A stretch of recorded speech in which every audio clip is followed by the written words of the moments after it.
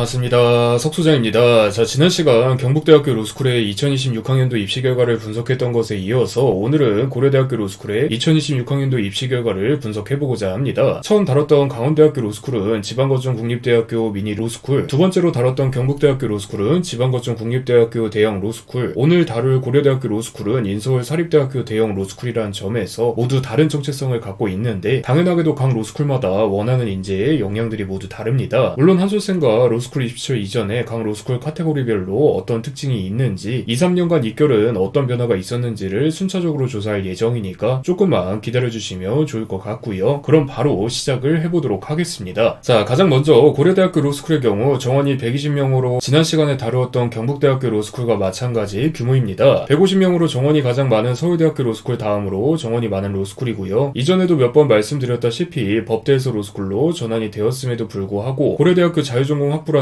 유사법대를 학부 단위에서 운영하고 있습니다. 물론 2025년 자유전공 파동 이후로 해당 전공의 정체성이 순수 자유전공 느낌으로 많이 변하기는 했어도 명색이 고려대학교 법대의 후신임을 강조하고 있는 만큼 처음부터 고려대학교 로스쿨을 지망하면서 고려대학교 자유전공 학부에 입학하려고 하는 학생들도 아주 많으니까 참고를 해주시길 바라겠고요. 또한 고려대학교 로스쿨의 경우 근 몇 년 동안 꾸준하게 정량 로스쿨로의 흐름이 강화되고 있는 추세입니다. 서울대학교, 연세대학교, 고려대학교 세 로스쿨 중에서 추가 합격이 가장 많이 도는 로스쿨로 알려져 있기도 하지만 아래의 자료를 보면 알 수 있다시피 자교우대의 정황이 상당히 관측되는 로스쿨이기도 합니다. 물론 고등학교 시절에 뛰어난 최상위권 학생들은 대부분 스카이를 가려고 하는 상황이다 보니까 사실 뛰어난 학생들 사이의 경쟁에서 뛰어난 성과를 얻은 학생들을 선발했다라는 식으로 가버리면 딱히 할 말이 없기는 합니다. 다만 이러한 상황이 2025년 당시에 로스쿨 입시에 도입된 반수기재 금지와 겹쳐져서 고려대학교, 연세대학교 로스쿨이 오히려 서울대학교 로스쿨을 위한 발판으로 작용한 정황도 보이지만 이 점은 어차피 나중의 이야기니까 참고만 해주시길 바라겠고요. 아무튼 다른 로스쿨들과 마찬가지로 그렇다고 해서 정성을 무시할 만한 상황은 절대 아닙니다. 표현 그대로 정량 로스쿨로의 흐름이 강화되고 있는 추세일 뿐이지 솔루션 진행자들을 살펴보면 자교우대, 이과 및 공과 전공, 행시, 합격자 등 고정성 저정량 학생들도 합격한 것으로 확인이 되기 때문입니다. 그런 만큼 정량 로스쿨이든 정성 로스쿨이든 이래저래 챙길 것은 다 챙기는 것이 가장 좋은 점이라는 점을 꼭 명심을 해주시길 바라겠고요. 그 다음으로 2026학년도 고려대학교 로스쿨 전형 구성과 전형별 선발 결과입니다. 해당 자료에서 결과 충원이라는 것은 2025학년도 제적자, 즉 기존까지 고려대학교 로스쿨에서 재학 중이던 학생 중 모종의 사유로 자퇴 등을 해서 발생한 결혼 인원에 대한 보완용 모집이라고 생각을 해주시면 됩니다. 위에서 살짝 말씀드렸다시피 사실 고려대학교 로스쿨에서 재학 중이던 학생이 중간에 그만두고 탈주할 만한 곳이 서울대학교 로스쿨밖에 없는 상황이라서 해당 인원이 사실상 서울대학교 로스쿨로 반수에 성공한 인원이라고 봐도 무방하고요. 사실 결혼이 얼마나 발생할지는 아무도 모르는 상황이라서 해당 모집 인원은 매년 고정적으로 발생하는 인원이라기보다는 운에 달려있다는 식으로 이해를 해주시는 것이 좋을 것 같고요. 고려대학교 로스쿨의 경우 서울에 위치해있기 때문에 타대학교 쿼터와 비법학사 쿼터 두 가지만 존재합니다. 지역인재 쿼터 자체가 입지적 경쟁력이 약한 지방 로스쿨을 위한 차원에서 마련된 제도이기 때문에 적용을 받지 않는 것이죠. 비법학사 쿼터의 경우 다른 로스쿨들과 마찬가지로 쿼터가 큰 의미가 없습니다. 이후의 자료를 보시면 아시겠지만 고려대학교 로스쿨 자체의 인기가 매우 높기 때문에 애초에 합격권 대다수가 법대가 개설되어 있는 동국대학교, 홍익대학교, 숙명여자대학교, 위에 네임밸류 대학교로 구성이 되어 있기 때문입니다. 이래저래 인서울 로스쿨인 만큼 강원대학교, 경북대학교 로스쿨과는 여러모로 느낌이 다르니까 참고를 해주시길 바라겠고요. 그 다음은 전형 구성 요소별 배점입니다. 1단계 학부 성적 150점, 법학 적성시험 리트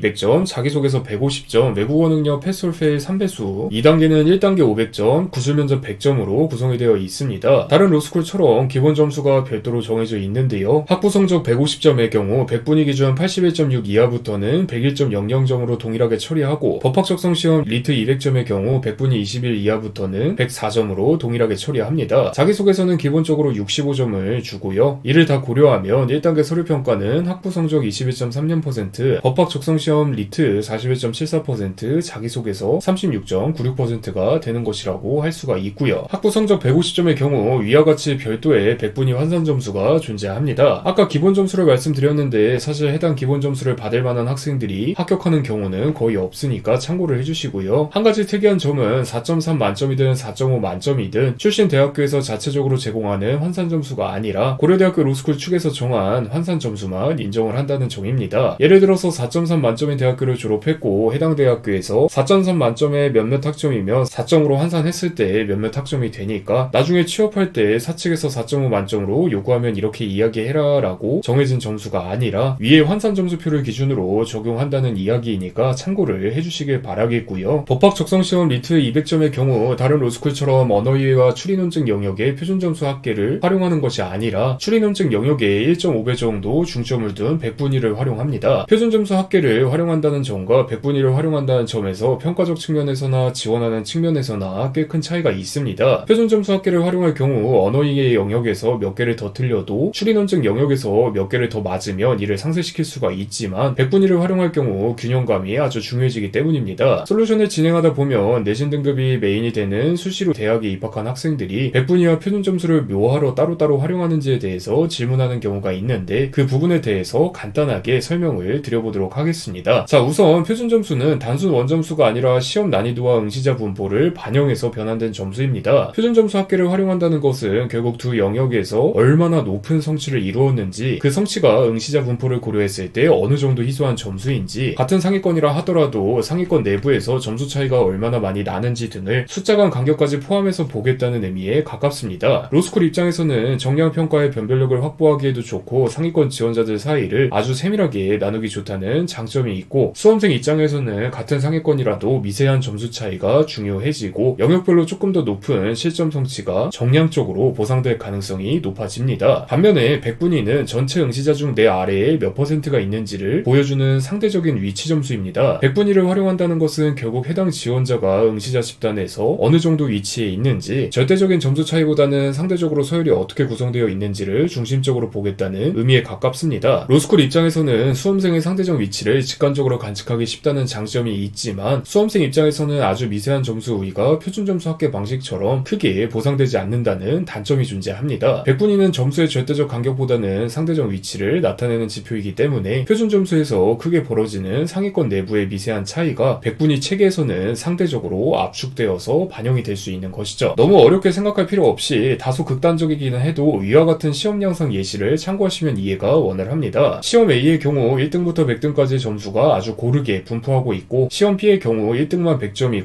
2등부터는 53점으로 시작해서 쭉쭉 떨어지는 상황입니다. 이런 경우 시험 A는 백분위 평가가 적합하고 시험 B는 표준점수 평가가 더 적합하다라고 할 수가 있는데요. 먼저 시험 A는 순위 차이와 점수 차이가 거의 비례하기 때문에 이런 시험은 굳이 점수 간격의 특수성을 세밀하게 살리지 않아도 되고 전체 집단에서 상대적으로 어디쯤 위치해 있는지를 보는 백분위로 평가를 진행해도 평가 정보의 손실이 크지가 않습니다. 반면 시험 B의 경우에는 최상위 한 명이 압도적으로 튀어나와 있는 상황인데요. 이러한 경우 백분위를 활용하면 이 1등 학생이 매우 억울할 가능성이 높습니다. 시험 A처럼 근소한 차이로 1등을 한 것이 아니라 정말 남들 대부분은 반타작도 못한 시험에서 혼자 압도적으로 100점을 거뒀기 때문입니다. 이러한 경우 그냥 백분위 99로 처리해버리면 고득점의 가치도 살리지 못하게 되기 때문에 합리적 평가를 위해서 표준점수를 활용할 수밖에 없는 것이죠. 다시 고려대학교 로스쿨이라는 본론으로 돌아와서 아주 극단적인 사례이기는 하지만 평이하게 출제된 추리논증 영역은 합격권 수준보다 살짝 떨어지지만 아주 어렵게 출제된 언어이해 영역은 정말 전국에서 1등 수준으로 잘 본 학생이 있다고 가정을 하겠습니다. 이러한 경우 백분위를 활용한다면 추리논증 영역을 언어이해 영역보다 1.5배 더 중시하는 고려대학교 로스쿨의 의도에 맞게 언어이해 영역에 과도한 영향력을 제어할 수 있습니다. 표준점수 학계에서는 어려운 시험과 전국 1등으로 인해서 언어이해 영역의 표준점수가 하늘을 뚫고 올라가고 자칫하면 추리논증 영역을 언어이해 영역의 표준점수가 메꾸는 일이 벌어질 가능성이 있지만 백분위에서는 전국 1등이어도 상한선을 백분위 100으로 고정을 시킬 수가 있는 것이죠. 이쯤 읽어보셨으면 고려대학교 로스쿨이 왜 백분위 기반 구조를 선택했는지 어느 정도 감이 잡히셨을 것 같은데 고려대학교 로스쿨 정도면 이미 지원군들 대부분이 아주 우수한 성적을 거두기 때문에 상위권 내부의 미세한 점수 차이까지 적극적으로 살리는 표준점수 합계를 굳이 활용할 필요가 없었다고 판단했을 가능성이 높습니다. 어차피 우수한 지원군들이 모이기 때문에 매년 시험 난이도를 고려해서 언어이해 영역으로 추리논증 영역을 메꾸는 사례 등 의도치 않은 변수가 발생할 수 있을 가능성을 높이기보다는 시험 난이도에 따라 벌어질 수 있는 세부 점수 간격 자체 차이로 발생하는 변동성의 영향력을 줄이고 두 영역에서 모두 안정적으로 점수를 뽑아내는 학생들을 선호하는 것이라고 생각을 해주시면 됩니다. 마찬가지로 백분위 방식을 활용하는 서울대학교 로스쿨 역시 고려대학교 로스쿨과 비슷한 관점에서 평가가 구성되어 있을 가능성이 높은데 이 부분은 다음 2026학년도 서울대학교 로스쿨 입결 분석 포스트에서 다뤄보도록 할 예정이고요. 자, 그리고 그 다음으로 추가적으로 자기소개서 150점, 구술면접 100점 등에 대한 이야기인데 다른 로스쿨보다 자기소개서 관련 코멘트가 매우 상세하게 제시되어 있음을 알 수가 있습니다. 특히 전문적인 자격을 포함해서 5년 이상인 사회활동에 대해서 적극적으로 평가에 반영할 수 있다는 문구가 적혀져 있는데 앞에서 말씀드린 것처럼 정량 로스쿨러의 흐름이 강화되고 있는 것일 뿐 분명하게 정량 점수가 좀 부족해도 고정성 혹은 자신만의 특별한 정성을 자기소개서에 확실하게 녹여내어 합격한 사례들은 분명히 있으니까 이 점을 잘 참고해 주시길 바라겠습니다. 자, 그리고 그 다음은 출신 대학교 현황입니다. 고려대학교 로스쿨은 지역인재 쿼터가 없다 보니까 자교인 고려대학교에 붉은색으로 처리를 해두었습니다. 서울대학교와 고려대학교 출신 신입학자들보다 연세대학교 출신 신입학자들이 매우 적음을 알 수가 있는데 고려대학교에서 연세대학교를 별로 안 좋아하나의 관점이 아니라 그냥 연세대학교 로스쿨도 똑같이 나군으로 모집을 하기 때문에 학부가 연세대학교인 학생들은 그냥 연세대학교 로스쿨에 지원을 결정해서 그럴 가능성이 높습니다. 물론 연세대학교 출신으로 고려대학교 로스쿨에 지원해서 합격을 하거나 그 반대의 경우에는 자교 로스쿨에 지원하기에 학점 변환 방식 등에 따른 전형 구성 요소의 분리 사유가 있다 보니까 정성 부분에 대한 성격 때문일 가능성이 매우 높고요. 추가적으로 고려대학교와 서울대학교 출신 신입학자가 97명으로 총 78.23%를 차지하고 있는데 학벌 블라인드의 실효성이 있는 것인지 사실상 학벌을 보는 것은 아닌지 자계우대가 정말 의혹이 아니라 사실인 것 같다는 것인지에 대해서 꾸준히